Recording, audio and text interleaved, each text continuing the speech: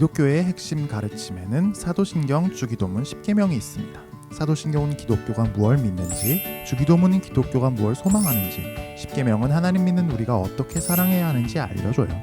우리는 벌써 사도신경, 주기도문을 신뢰했죠. 여러분 정말 대단해요. 오늘은 십계명 함께 배워보도록 해요. 십계명이라고 하면 하지마, 안돼, NO 이런 말뿐인 것 같아서 스트레스에 시달리게 하고 우리를 답답하게 하는 것 같아요. 하지만 십계명을 배워보면 그렇지 않아요.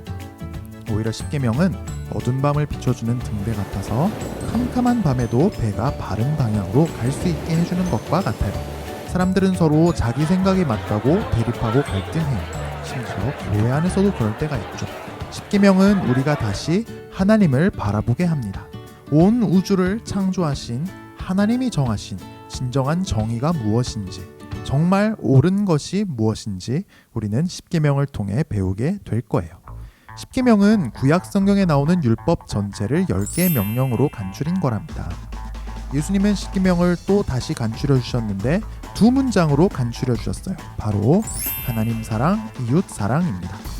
실제로 십계명을 살펴보면 1계명에서 4계명은 우리가 어떻게 하나님을 사랑해야 하는지 알려주고 5계명에서 10계명은 이웃 사랑, 즉 사람과 사람이 서로 어떻게 사랑해야 하는지 알려줍니다.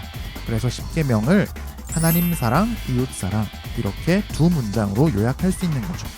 자, 그러면 오늘은 십계명에서 하나님 사랑에 관한 1계명, 2계명, 3계명이 무슨 뜻인지 배워보겠어요.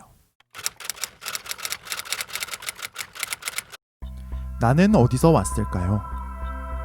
이 세상은 늘 이렇게 존재했을까요? 신은 존재할까요? 인간의 지혜로는 답할 수 없는 이런 중요한 질문에 하나님께서 직접 대답하셨습니다. 온 우주가 생겨나기 전부터 존재하셨던 하나님이 온 우주와 거기에 가득한 모든 것을 창조하셨습니다. 하나님만이 진짜 신이시고 온 우주의 주인이시고 온 우주의 왕이시고 온 우주는 하나님께서 다스리시는 하나님의 나라입니다. 다른 신은 사람이 만들어낸 것입니다. 우리는 하나님과 다른 신을 같이 믿을 수 없습니다. 하나님만 나의 참 신으로 믿는 것이 마땅합니다. 그런데 어떻게 하는 게 하나님을 하나님으로 믿는 걸까요? 예배 빠지지 말고 매주 꼬박꼬박 예배 드리면 될까요? 예배 시간에 손들고 열정적으로 찬양하면 될까요? 내가 가진 걸 다 바쳐서 헌금 많이 하면 될까요? 물론 예배도 찬양도 헌금도 해야죠. 하지만 하나님을 하나님으로 믿는 건 다른 종교처럼 단순히 종교의식에 참여한다고 되지 않습니다. 하나님 말씀에 순종을 해야 합니다. 유일한 진짜 신이신 하나님은 온 우주를 다스리시는 왕이시고 우리 사람은 하나님의 다스림을 받는 하나님 백성이기 때문입니다. 하나님을 하나님으로 믿는 건 왕이신 하나님 명령에 순종함으로써 완성됩니다.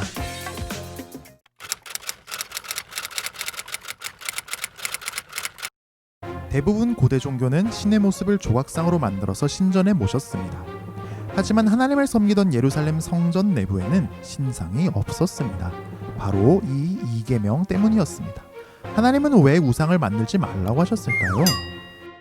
우상은 사람들이 원하는 걸 줄 수 있을 것 같은 모양으로 되어 있습니다. 가나안에서 믿었던 바알신은 번개를 던지는 자세로 만들었습니다. 가나안에서 농사짓는데 꼭 필요한 비를 내려주는 신이라고 믿었기 때문입니다. 잘 알려진 그리스 신들도 마찬가지입니다.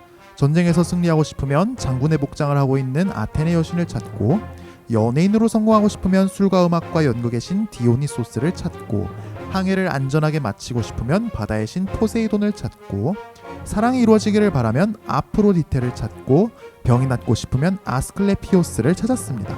우상 숭배의 포인트는 결국 우상에게 돈을 내고 재물을 바치고 우상을 위해서 좋은 일을 하겠다고 약속을 하고 원하는 걸 얻어내는 겁니다.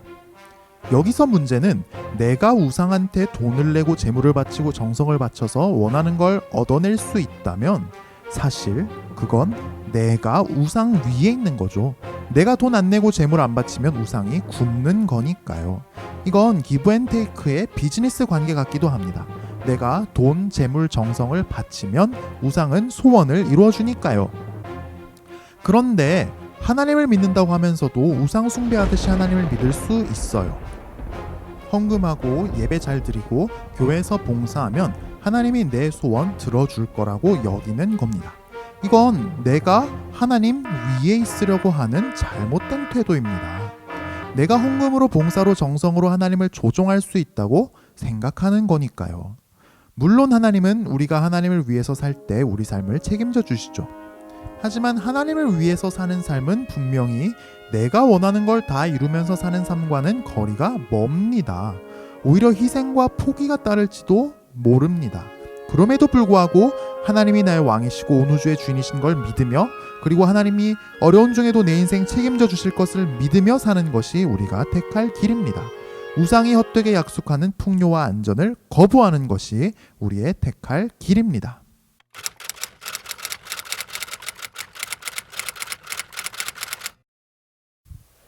많은 사람들이 하나님 이름을 내세워 이런저런 말을 합니다.